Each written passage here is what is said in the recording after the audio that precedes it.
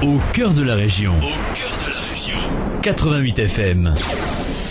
Radio Aviva, 7 minutes avec. On change d'univers à présent dans l'émission 7 minutes avec. Je vous propose de retrouver le professeur Bernard Michel au micro de Sydney Bitton. Nous allons parler de la CAN Défense. On en a déjà parlé tout à l'heure sous un autre angle dans le journal des sports. Nous en parlons parce que c'est un concept qui permettrait de soigner la maladie d'Alzheimer. Je vous propose de retrouver le professeur Bernard Michel au micro de Sydney Bitton. Professeur Bernard Michel, bonjour. Bonjour. Alors professeur, je vous connaissais sous un aspect sportif, bien que vous étiez étudiant à l'université de Montpellier et vous pratiquez le karaté et vous étiez à l'époque un grand champion, puisque vous étiez parmi l'élite française. Ensuite, étudiant à la faculté de médecine de Montpellier, médecin à Montpellier, où vous côtoyez pas mal de volleyeurs comme Jackie Cobel, Jacques Carabas et bien d'autres. Donc, tous des amis. Effectivement, tous des amis. Et aujourd'hui, décidément, rien ne vous arrête. Aujourd'hui, avec la collaboration d'un entraîneur de karaté, Jacques Lévinet, vous lancez depuis maintenant certaines années contre la maladie d'Alzheimer qui frappe notre pays et un gros pourcentage. Pouvez-vous nous dire comment vous est venue cette idée, grâce à la CAN Défense, de pouvoir progresser pour diminuer cette maladie?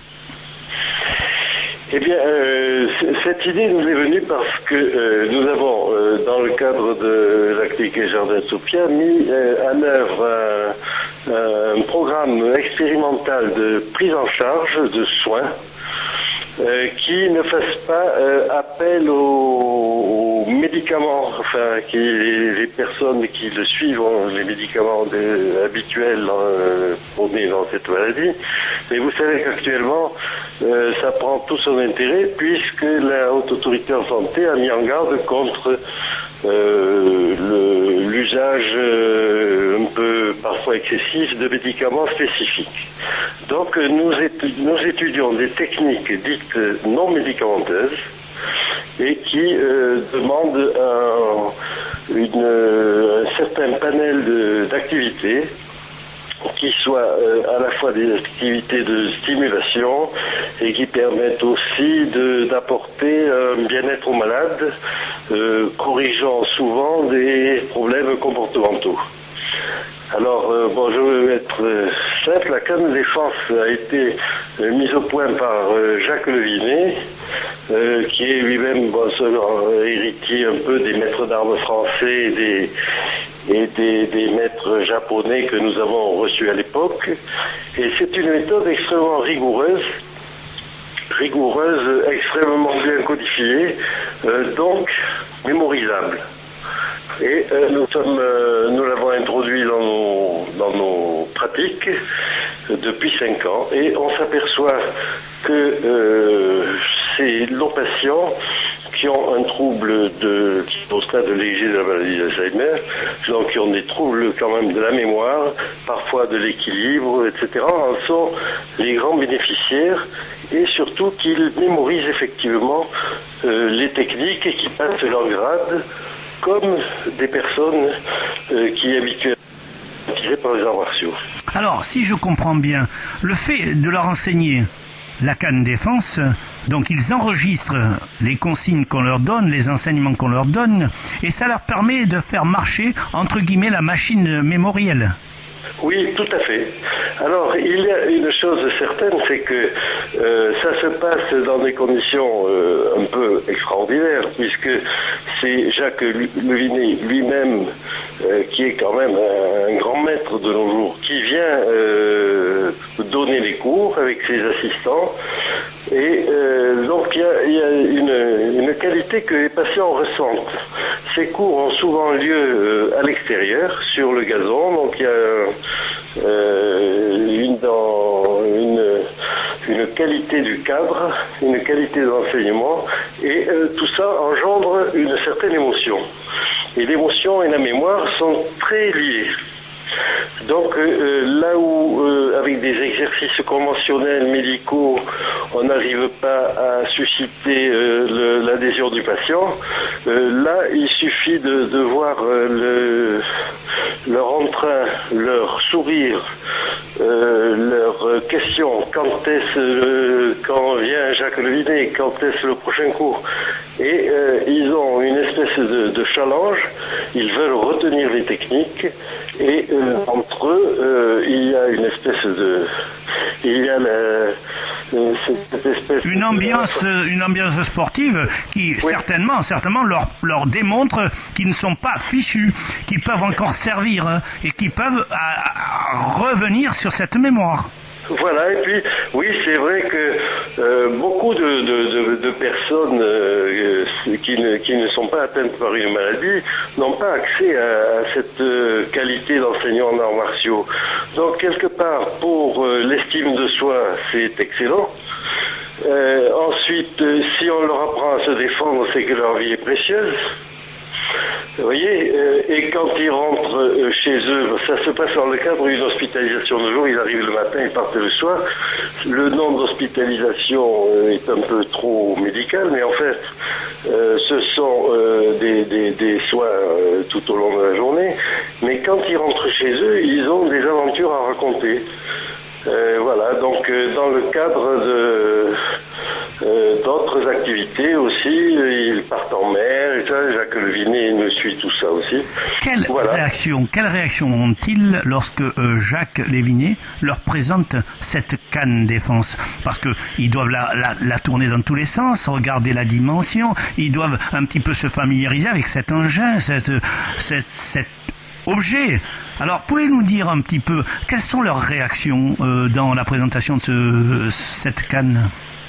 Eh bien, nos réactions maintenant, certains d'entre eux sont de devenir des petits experts à leur tour. Donc, ils connaissent la technique. La canne, d'abord, ne s'attrape n'importe comment. Enfin, il y a tout un rite qui est issu des pratiques guerrières. C'est chaque geste a son sens, et ils exécutent parfaitement. Et ils sont en tenue de canne défense. Il y a tous les rites qu'on connaît dans les arts martiaux, mais ils en sont particulièrement. Ce sont des adeptes de la canne défense, ce ne sont plus des patients. Avez-vous des résultats à ce jour sur l'expérimentation de cette discipline? Alors oui, nous avons des résultats parce que ce que j'appelle les techniques non médicamenteuses ne sont pas évaluées en général. Donc nous avons, puisque depuis 15 ans nous pratiquons ces techniques de stimulation, de remédiation cognitive avec toute une équipe qui participe aux soins de neuropsychologues, psychologues, écothérapeutes, psychomotriciens, etc. Nous avons présenté au congrès des unités de soins Alzheimer à Paris le 15 et 16 décembre nos travaux incluant bien sûr la canne défense. Et donc on voit que sur des patients au stade léger, ces techniques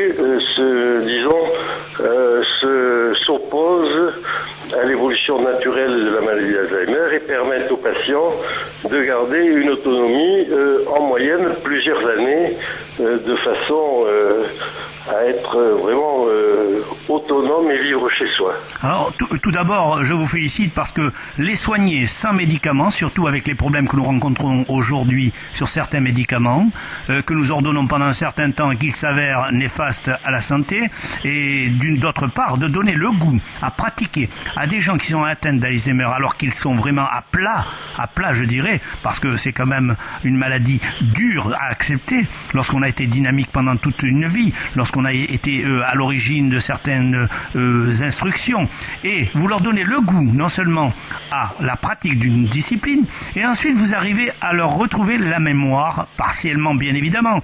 Alors sur le plan national, est-ce que les Parisiens admettent et reconnaissent votre travail? Ah, vous savez, ça c'est comme en karaté ou en volley, c'est difficile d'être arbitré à Paris. Non, mais je plaisante. Nous présentons ce travail évalué scientifiquement en partenariat avec l'unité de neurologie comportementale du CHU et l'unité de Jacques Douchon. Voilà. Donc cette étude a été faite de façon à ce que les autorités médicales ne puissent en rien contester le bien fondé de nos travaux, puisqu'ils sont évalués au sein du monde médical reconnu scientifiquement. Voilà, donc non, nous ne sommes pas contestés. Il faut dire que je pense qu'avec les médicaments, on s'était trompé de voir et que pendant ce temps, les équipes ont perdu peut-être du temps en n'évaluant pas les techniques non médicamenteuses. Nous sommes là, j'espère que nous serons bientôt suivis. On va essayer avec d'abord, par exemple, les moniteurs que forme Jacques Levinet dans le cadre de la défense thérapeutique et aussi les communications scientifiques que nous faisons dans les congrès. On va essayer de développer pour un plus grand nombre toutes ces techniques. Alors si vous permettez, professeur Bernard Michel, nous allons donner d'abord pour tous les renseignements des gens qui souhaiteraient se renseigner le téléphone de Jardin de Sofia à Castelnou, 04 99 58 33 33, et je pense que les personnes seront à l'écoute pour vous renseigner et pourquoi pas demain dire Montpellier est à l'origine de ce soin, de cette reconnaissance de la mémoire. Et je vous souhaite un grand succès et bonne continuation dans vos études. Bon, et merci de l'aide que vous apportez à la cause Alzheimer. Eh bien écoutez, nous sommes là pour les jeunes et pour les personnes âgées et nous vous remercions beaucoup. Au revoir. Professeur, au revoir. Radio Aviva, Montpellier.